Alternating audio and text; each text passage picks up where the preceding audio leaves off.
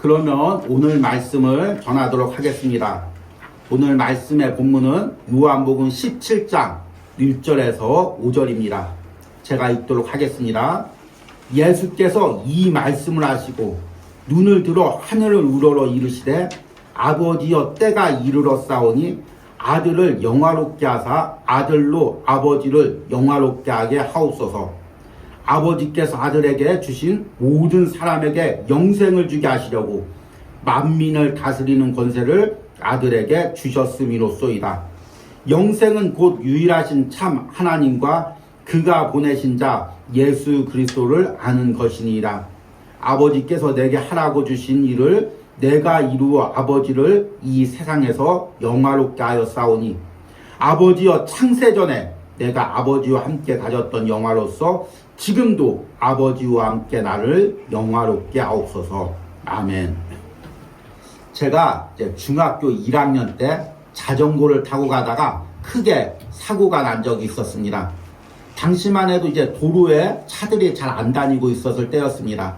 그래서 친구와 함께 학교를 갈 때 같이 자전거를 타고 가면서 도로로 이렇게 달리다가 맞은편에 오는 택시하고 크게 부딪혔습니다. 그때 제 기억에 제가 자전거를 부딪혀서 한번 붕 떴던 기억이 납니다. 그리고 바닥에 떨어지는데 여러분 그 예전에 쟁반 노래방이라고 있습니다. 그래서 이제 머리에다가 쟁반을 틀리면 짱 맞을 때 쨍 소리가 나죠. 그 쨍 소리가 정말 들렸습니다. 쨍 소리가 들리는데 그리고 나서 이제 의식을 잃었죠. 그리고 나서 이제 병원에 가서 이제 치료를 받고 한 달 가까이 중학교 1학년 때 입원해 있었습니다. 그렇게 하고 이제 병원에서 퇴원하니까 아버지가 이제 자전거를 타지 못하겠습니다. 왜냐하면 이제 자전거를 타면은 제가 또 사고가 날까봐 염려가 스러웠던 것입니다. 그래서 이제 자전거를 못 타고 항상 걸어 다녔는데 어느 날인가 학교를 갔는데 중요한 이제 과제물을 놓고 왔습니다. 이 과제물 안 가지고 오면 선생님한테 혼납니다. 그래서 점심시간에 친구 자전거를 빌려서 얼른 집에 갔다 왔습니다. 그 시간에는 이제 아버지가 집에 없기 때문에 못 보겠지 생각하고 얼른 이제 이 과제물을 가지고 학교를 와야지 하고 이제 왔습니다. 그래서 과제물을 가지고 이제 자전거를 타고 학교로 오는데 누군가가 뒤를 따라오는 것 같습니다. 왠지 누가 이렇게 내 뒤에서 나를 따라오는 듯한 그런 느낌이 납니다. 그래도 이제 아직 실력이 엉성해서 자전거를 타면서 이렇게 뒤를 돌아볼 실력은 안 됐습니다. 그래서 이렇게 이제 집까지 학교까지 와서 또 공부를 했습니다. 그런데 그날 저녁에 가니까 아버지가 말씀하시는 것입니다. 내가 우연히 집에 왔다가 네가 자전거 타고 가는 걸 봤다. 그래서 그 당시에는 이제 차가 없으니까 오토바이를 타고 이제 자전거를 타는 내 뒤를 쫓아오신 것입니다.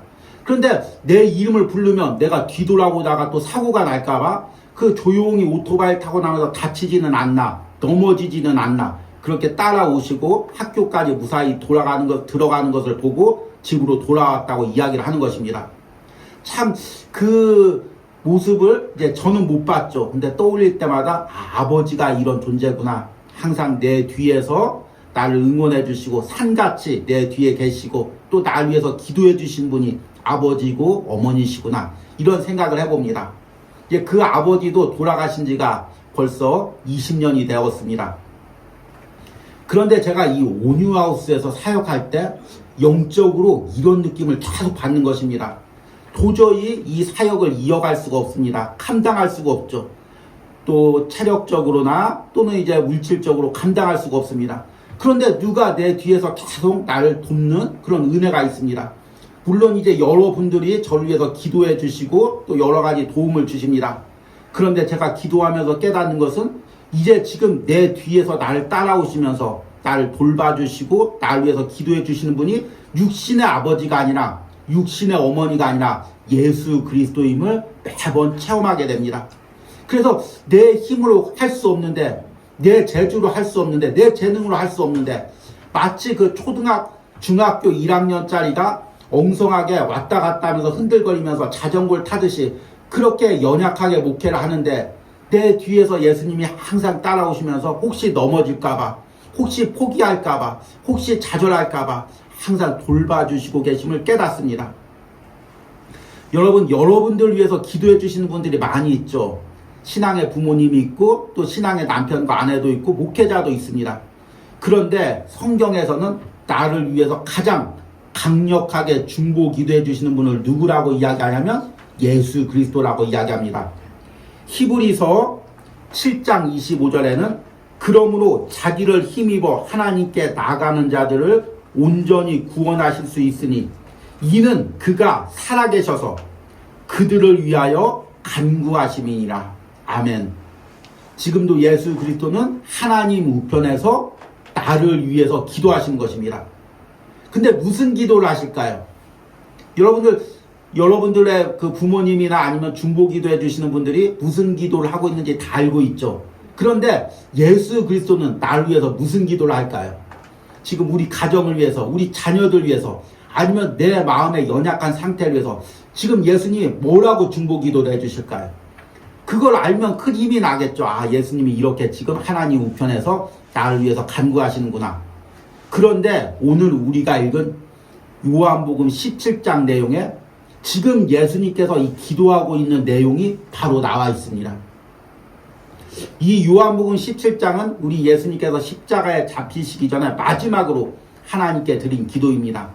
그런데 이 기도가 마지막으로 드리고 끝난 것이 아니라 이 기도의 내용이 지금도 하나님 우편에서 우리를 위해서 기도하고 있는 것입니다.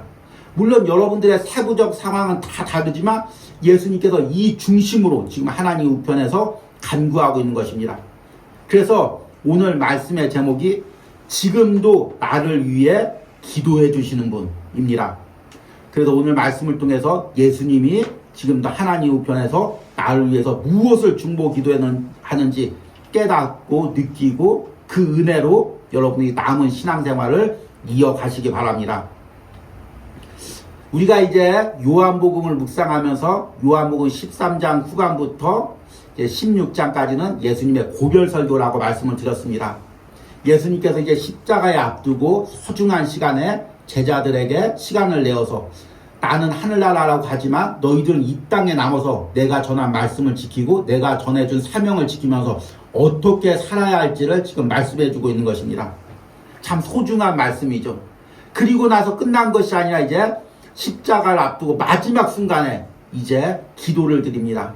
이것을 이제 예수님의 마지막 기도, 또 예수님의 대제사장적 기도, 또 예수님이 겟세마네 동산에서 드린 기도로 보아서 예수님의 겟세마네 동산의 기도, 이렇게 이제 보기도 합니다.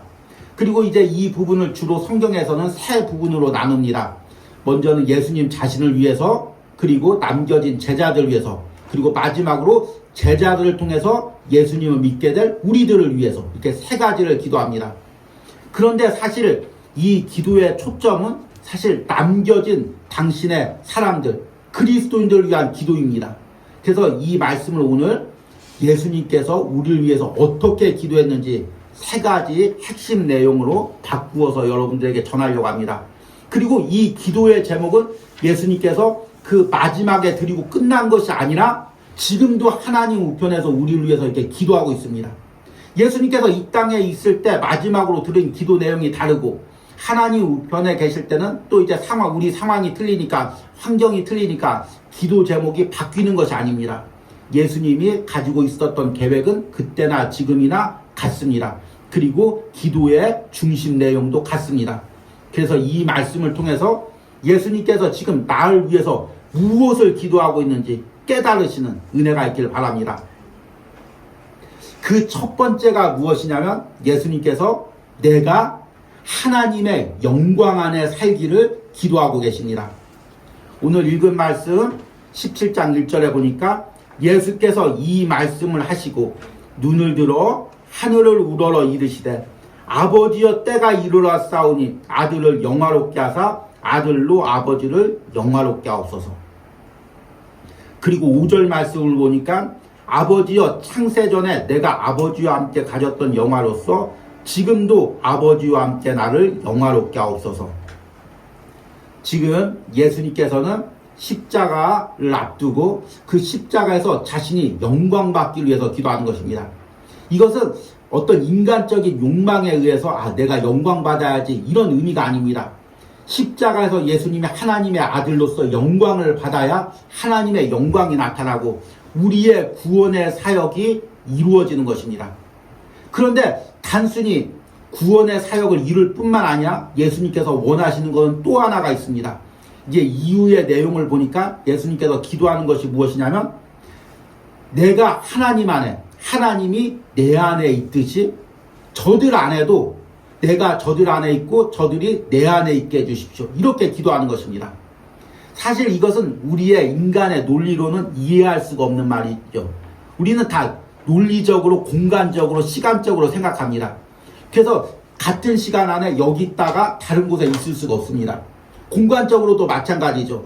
예수님께서 내 안에 있는데 내가 예수님 안에 있을 수가 없죠. 그런데 예수님과 하나님의 관계는 이런 공간이나 시간으로 볼 수가 없습니다. 이것을 이제 신학적으로 상호내주라고 하는데, 예수님이 이 땅에 사셨을 때 하나님 안에 사셨고 하나님이 예수님 안에 사셨습니다. 그래서 오늘 말씀해 보면 하나가 되었습니다. 그런데 마찬가지로 지금 예수님이 내 안에 있고 내가 예수님 안에 살면 내가 예수님과 하나가 되어 사는 것입니다. 그리고 더 놀라운 것은 오늘 말씀을 통해서 예수님이 내 안에 사시면 예수님 안에는 하나님의 영광이 있었는데, 예수님이 내 안에 사시면 그 예수님 안에 있었던 하나님의 영광도 똑같이 내 안에 있게 되는 것입니다. 그래서 내가 하나님의 영광으로 사는 것입니다. 얼마나 놀라운 은혜입니까? 여러분, 우리가 이 기도의 내용을 항상 기억하면서 살아야 합니다. 지금 예수님께서 날 위해서 마지막 순간에 기도했던 내용이 내가 하나님 영광 안에서 사는 것입니다. 하나님의 영광으로 사는 것입니다. 참 이 시대처럼 가진 것으로, 배운 것으로 사람을 비교하고 판단하는 시대가 없었습니다. 갈수록 시대가 얼만큼 가지고 있느냐, 어디에 사느냐, 무엇을 배웠느냐, 이것으로 사람을 판단하고 비판합니다. 그래서 조금 이제 좋은 대학을 나온 사람은 자기보다 못한 대학을 나온 사람한테 이거밖에 못 나왔냐, 그리고 자기가 스스로도 부족하다고 생각하면 나는 좋은 대학교 못 갔어, 내 인생은 끝났어, 이렇게 스스로를 비판합니다. 직장을 다닐 때도 마찬가지죠. 누구는 금수저고 나는 흑수저야, 이렇게 비교하면서 자신을 자꾸 비하합니다. 목회자들이나 주일 할 때도 마찬가지죠. 누구는 큰 교회에서 사역하는데 나는 작은 교회에서 사역해. 누구는 크게 이름을 떨쳤는데 나는 이름을 떨쳐오지 못했어. 인간적인 시각으로 자꾸 비교를 하면서 스스로를 비하합니다. 그래서 현대인들이 사실은 영적으로 보면 다 병들어 있습니다. 믿는 우리들도 병들어 있습니다. 저 사람은 축복 많이 받았는데 나는 축복받지 못했어. 저 사람은 자녀가 좋은 대학교 갔는데 나는 못 갔어. 저 사람은 좋은 아파트 사는데 나는 못 살았어. 저 사람은 축복 많이 받았는데 나는 못 받았어. 이렇게 계속 비교하면서 자신을 초라하게 만듭니다. 그런데 여러분, 이것은 예수님의 기도의 제목대로 사는 것이 아닙니다. 예수님께서 무엇을 기도했습니까? 내가 하나님의 영광을 가지고 있었듯이 저들도 내가 저들 안에 거하면 하나님의 영광으로 살게 하여 주시옵소서. 우리가 하나님의 영광을 가지고 사는 것입니다. 그래서 바울은 고린도후서 4장 7절에 우리가 이 보배를 질그릇에 가졌으니 이는 심히 큰 능력이 하나님께 있고 우리에게 있지 않게 하여 아니함을 알게 하려 함이라. 여러분, 우리 인생은 다 질그릇입니다. 아무리 크게 성공했든 번듯하든 사실 하나님 앞에 다 질그릇입니다. 결국에 나이 들고 초라해지고 죽을 수밖에 없는 질그릇입니다. 그런데 그 질그릇 속에 우리가 무엇을 가지고 있냐면 보화를 가지고 있습니다. 그 보화가 무엇입니까? 예수 그리스도입니다. 하나님의 영광입니다. 우리는 세상의 눈에 보이는 것으로 남을 비교하는 것이 아니라 내 안에 있는 하나님의 영광으로 나를 보는 것입니다. 이 초라한 존재가 하나님의 영광 가운데 사는 것입니다. 이 초라한 존재가 하나님의 영광으로 사용되는 것입니다. 저는 이 온유하우스에서 사역하면서 이것을 항상 잊지 않으려고 합니다. 내 안에 하나님이 계시다. 이 온유하우스 가운데 예수님이 임재하고 계시다. 하나님의 영광이 이곳에 있다.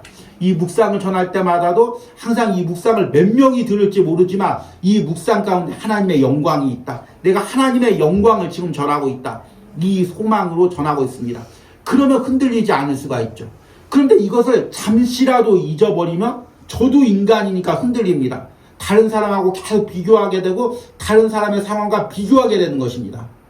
여러분, 예수님이 무엇이라고 기도했습니까? 우리가 하나님의 영광 안에 살기를 기도했던 것입니다. 여러분 이것을 꼭 기억하고 이 기도 제목대로 살아가시는 은혜가 있길 바랍니다. 예수님이 두 번째 기도했던 기도 제목은 무엇이냐면 우리가 세상에서 보존되고 구별되기 위해서 기도했습니다. 오늘 읽지는 않았지만 17장 11절에 나는 세상에 더 있지 아니하오나 그들은 세상에 있사옵고 나는 아버지께로 가옵나니 거룩하신 아버지여 내게 주신 아버지의 이름으로 그들을 보존하사 우리와 같이 그들도 하나 되게 하옵소서. 그리고 15절에 내가 비옵는 것은 그들을 세상에 데려가시길 위함이 아니요 다만 악에 빠지지 않게 보존하시기를 위함이니라. 여러분 지금 예수님께서 기도하고 있는 기도 제목이 무엇입니까? 내가 하늘나라 가니까 제자들 빨리 하늘나라로 데려와서 세상에서 핍박당하지 않게 해주십시오. 어려움 당하지 않게 해주십시오. 이 기도 제목이 아닙니다. 나는 하늘에 가지만 저들은 이 세상에 남겨졌는데 그냥 하루하루를 살아가는 것이 아니라 이 세상을 살면서 저들을 보존해 주십시오. 이렇게 기도하는 것입니다. 여러분 보존해달라는 의미가 무엇입니까? 예를 들어서 지금 우리 서울에 남대문이 있습니다. 아주 아름다운 건축물이고 외국의 관광객들이 오면 남대문을 봅니다. 그러면 그 지어진 상태 원형 그대로 우리가 잘 보존해서 후세에 남겨져서 계속해서 우리나라 국보 1호로서 이렇게 남겨져야 됩니다. 그런데 그게 쉽지가 않죠. 계속 누가 훼손하고 또 상황에 따라서 색깔이 변하고 또 모양이 변합니다. 그것을 바뀌지 않고 변하지 않도록 하는 것을 보존하다고 이야기하는 것입니다. 마찬가지입니다. 지금 예수님께서 하나님께 제자들을 보존해달라고 기도하는 것은 제자들이 바뀌지 않도록 기도해달라는 것입니다. 외모가 젊었을 때 모양대로 바뀌지 않게 잘 보톡스도 맞고 리프팅도 해달라 그 의미가 아니라 그들이 처음 예수님께 들었던 말씀, 그들이 처음 받았던 사명, 그 본질이 변하지 않게 해달라는 것입니다. 이것이 지금 예수님이 제자를 놓고 가장 중심적으로 기도하는 것입니다. 마찬가지로 지금 우리를 위해서 예수님께서 하나님 우편에서 기도하는 것도 바로 이것입니다. 누구누구 목사님, 누구 권사님, 어떤 집사님 세상에서 변하지 않게 해주십시오. 저 직장을 다니는데 직장 사람들과 대화할 때 세상에서 일할 때 그것으로 인해서 그 신앙이 변하지 않게 해주십시오. 그 처음 마음이 변하지 않게 해주십시오. 저 축복받았을 때, 건강받았을 때, 또 하나님께서 부어주시는 은혜를 받았을 때 변하지 않게 해주십시오. 그 첫사랑의 은혜, 첫 사명을 가지고 살아가게 해주십시오. 지금 예수님께서도 하나님 우편에서 기도하는 것이 바로 그것입니다. 지금 예수님이 하나님 우편에서 이 온유하우스를 위해서 또 저를 위해서 기도할 때 뭐라고 기도하겠습니까? 전영민 목사가 이 온유하우스라는 공동체에서 사역할 때 처음 가졌던 그 마음 변하지 않고 그 마음으로 어떤 상황에서도 흔들리지 않고 사역하게 해주십시오. 누구누구 권사님 처음 신앙을 가지고 예수님을 만났을 때 인격적으로 만났을 때 그 받은 은혜 변하지 않고 끝까지 간직하게 해주십시오. 이렇게 기도하는 것입니다. 여러분 사람은 변할 수밖에 없습니다. 사실 우리는 변할 수밖에 없죠. 왜냐하면 조금만 상황이 바뀌어도 그 상황에 적응하는 게 이게 인간의 본성이죠. 그래서 이제 아이를 키우다 보면 아이가 초등학교를 가고 또 누구누구 친구를 만나느냐에 따라서 말투도 변하고 행동도 변하고 금세 변합니다. 우리는 다 그렇게 변할 수밖에 없습니다. 가난하게 살 때는 겸손하게 살다가도 물질의 축복을 받고 높은 자리에 올라가서 누구한테 대우를 받으면 나도 모르게 으쓱거리고 말이 이제 높아지고 이제 거들먹거리게 돼 있습니다. 그것이 오히려 세상에서는 자연스러운 것입니다. 우리는 변하지 않을 수가 없습니다. 그런데 예수님이 하나님 우편에서 우리가 변하지 않도록 기도하는 것입니다. 우리 안에 성령님이 그 역사를 하는 것입니다. 그래서 세상에서 변하지 않도록 지금도 성령님께서 우리를 지켜주시는 것입니다. 그 기도대로 우리가 살아야 되는 것입니다. 세상의 흐름대로 변하는 것이 아니라 상황의 흐름대로 변하는 것이 아니라 지금도 예수님이 하나님 우편에서 간절히 기도하는 그 기도 제목대로 변하지 않고 살아야 됩니다. 변하지 않고 살려면 어떻게 해야 되냐면 예수님께서 19절에 또 그들을 위하여 내가 나를 거룩하게 하오니 이는 그들도 진리로 거룩함을 얻게 하려 함이니라. 그들이 거룩해져 달라는 것입니다. 그러니까 지금 예수님께서 우리를 보존해 달라고 기도할 때 동시에 기도하는 것이 무엇이냐면 우리가 세상에서 거룩해지는 것입니다. 거룩하다는 것은 원어적인 의미로 구별되다는 것입니다. 하나님께 제물로 드릴 때는 그것을 거룩하게 구별해서 하나님께 드리는 것입니다. 우리는 세상에 속해 있지 않고 예수님이 우리를 택하여 구별해서 세웠다고 말씀하고 있습니다. 요한복음 17장 14절에 내가 아버지의 말씀을 그들에게 주었사오매 세상이 그들을 미워하였사오니 이는 내가 세상에 속하지 아니함 같이 그들도 세상에 속하지 아니함으로 인함이니네. 여러분, 우리는 결국에 세상에 속하지 않았습니다. 세상과 구별된 존재입니다. 본질적으로 세상과 같지가 않습니다. 이것을 꼭 기억할 때 우리가 변하지 않고 예수님이 주신 그 첫 은혜로 살아갈 수가 있습니다. 마지막으로 우리 예수님께서 우리를 위해서 기도하신 기도 제목은 서로 사랑으로 하나가 되기를 기도했습니다.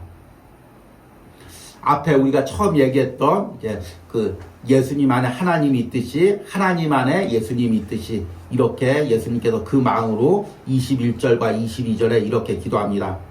아버지여, 아버지께서 내 안에 내가 아버지 안에 있는 것 같이 그들도 다 하나가 되어 우리 안에 있게 하사 세상으로 아버지께서 나를 보내신 것을 믿게 하옵소서.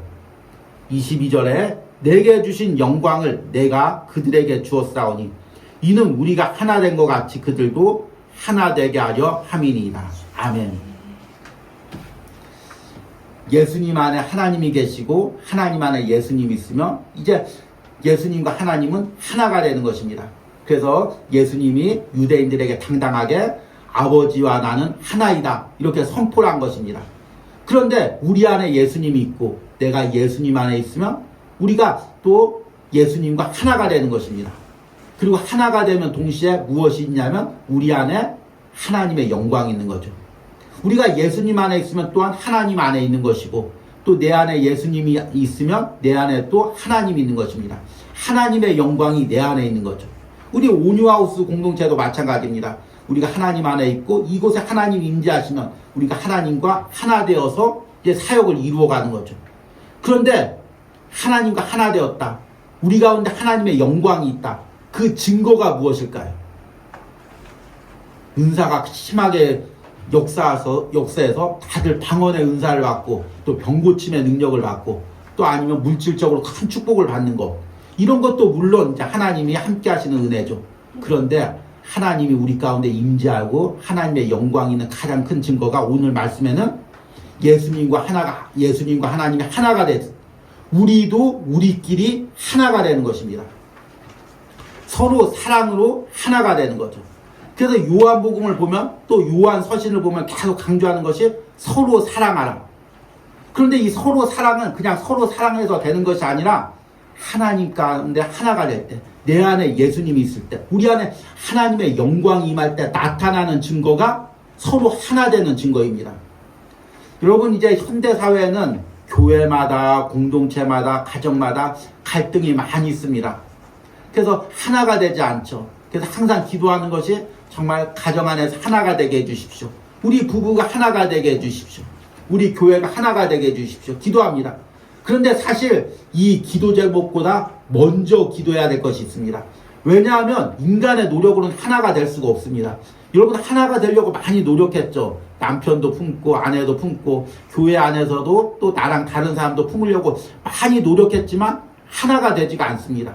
왜냐하면 인간은 본질적으로 개별적인 존재이고 또 자기 중심적인 존재이기 때문에 하나가 될 수가 없습니다. 인간의 노력으로 하나가 되려는 역사상의 모든 시도는 다 실패했습니다. 그런데 하나가 되는 순간이 있습니다. 하나님의 영광이 우리 가운데 임할 때입니다. 우리 안에 예수님이 임할 때입니다. 그때 우리가 하나가 되는 역사가 일어납니다. 그래서 우리 가정이 하나가 되려면 여러분 기도할 때 먼저 우리 가정 안에 예수님이 임하시길 기도해야 됩니다. 내가 영혼을 품으려면 먼저 기도할 게 무엇이냐면 내 안에 예수님이 임하시길 기도해야 됩니다. 그러면 하나가 될 수가 있습니다. 아무리 노력해도 안 됩니다. 방법을 아무리 써도 안 됩니다. 그런데 예수님이 임하시면, 그리고 저 영혼 안에 또 예수님이 임하시면, 우리 공동체 가운데 하나님의 영광이 임하면 우리가 하나가 되는 역사가 일어납니다. 여러분, 이 은혜를 꿈꾸시기 바랍니다. 어찌 보면 이상적일 수가 있습니다. 교회가 커지면 커질수록, 또 가정에서도 자녀들이 자라면 자랄수록 하나가 되기가 더 힘듭니다. 그러나 하나님의 영광이 우리 가정에 임하면, 우리 공동체에 임하면 우리가 하나가 됩니다. 인간의 노력으로 하나가 되는 것이 아니라 하나님의 영광으로 하나가 됩니다. 이 은혜를 꿈꾸시기 바랍니다. 이 세 가지 기도 제목을 지금 예수님이 지금도 하나님 우편에서 우리를 위해서 기도하는 것입니다. 사랑하는 누구누구가 이런 은혜로 살기를 지금도 기도하고 있는 것입니다.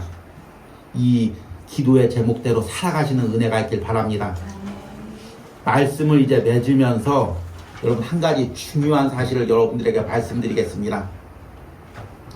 제가 이 믿음의 가정들 신방할 때 그 자녀들 만나면 항상 축복해 줍니다. 너는 부모님이 많이 기도했으니까, 또 할머니 할아버지가 많이 기도했으니까 그 기도대로 살기만 하면 세상에서 형통할 거다. 처음에 신앙을 가지려고 너의 부모님이 많은 고생을 했지만 너는 쌓여진 기도가 많으니까 기도대로 살기만 하면 하나님께서 축복해 주실 거다. 그런데 항상 전제 조건이 있습니다. 무엇이냐면 기도대로 살기만 하면, 그 기도대로 살아야 됩니다. 그러니까 사실 누가 나를 위해서 많이 기도해 줬다는 것, 부모님이 나를 위해서 많이 기도해 줬다는 것은 무조건 좋은 일만은 아닙니다. 내가 신앙 안에서 살면 무조건 좋은 일이죠. 그런데 내가 그 기도대로 살지 않으면 어떻게 됩니까? 예를 들어서 부모님이 정말 눈물을 흘리면서 금식 드리면서 이 자녀가 신앙 안에서 살기를 기도했습니다. 주님, 이 자녀가 세상의 어떤 것보다 주님 따르는 것, 주님 믿는 것을 더 중요시 여기며 살게 해주십시오.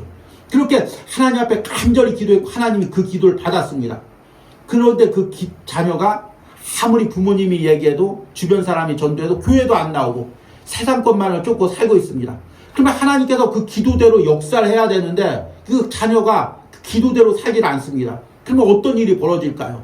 때로는 그 자녀를, 때로는 어려운 일을 당하게 해서라도, 때로는 그 자녀에게 또 막힌 길을 줘서라도 어떻게든지 돌아와서 그 기도 내용대로 하나님 안에서 살게 하는 역사가 있는 것입니다. 그러니까 기도를 많이 받은 자녀들은 더 두렵고 떨림으로 그 기도대로 살아야 됩니다. 사람의 기도도 이와 같을진데 지금 하나님의 아들 예수 그리스도가 하나님 우편에서 이 기도의 내용을 위해서, 우리를 위해서 이 기도대로 기도하고 있는 것입니다. 그런데 우리가 이 기도대로 살지 못하면 어떡합니까? 하나님 영광 안에서 살지 못하고 세상에서 보존되고 구별되어 살지 못하고 또 서로 사랑으로 하나 되어 살지 못하면 어떻게 됩니까? 우리가 그 예수님의 간절한 그 마지막 십자가를 앞두고 예수님이 드렸던 그 기도의 내용대로 살지 못하면 어떻게 됩니까? 예수님이 지금도 마음 아파하시고 간절한 마음으로 우리를 위해서 기도하고 있습니다. 여러분들이 이 기도의 내용대로 살아가시는 은혜가 있기를 소망합니다.